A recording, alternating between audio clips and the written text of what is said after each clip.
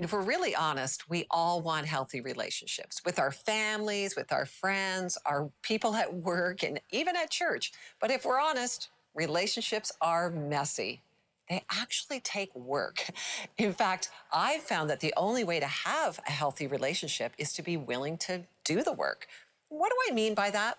Well, we each need to take responsibility for our part of the relationship. When we see what is and isn't our responsibility, it brings health. Here's what I mean. The Bible tells us to carry each other's burdens. Galatians 6, verse 2. Carry each other's burdens, and in this way, you will fulfill the law of Christ. Well, what does that mean? Well, it was Dr. Mary that said, the word burden here doesn't mean you're to do for others what is their responsibility to do for themselves. The word burden here is actually overburden. It's to come alongside others when the burden is too heavy for them to bear on their own.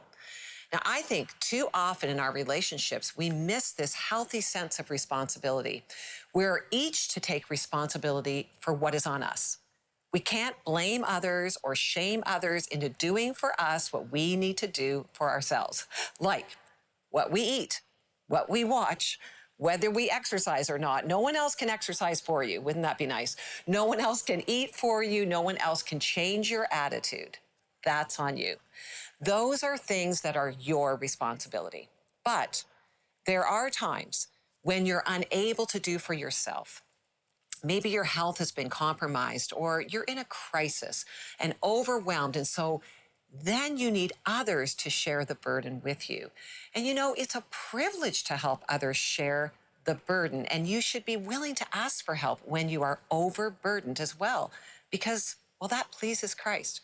So before we put responsibility for health in a relationship on the other person, ask yourself, am I taking responsibility for my own stuff, my own part, my thoughts, my actions, my words, my own self-care? Ask God to give you wisdom in your relationship so you can know when to help others and when not to, and what is your responsibility to carry and when to ask for help. When you're taking responsibility for your relational health, you're then able to bear someone else's burden with joy. And that's courageous living.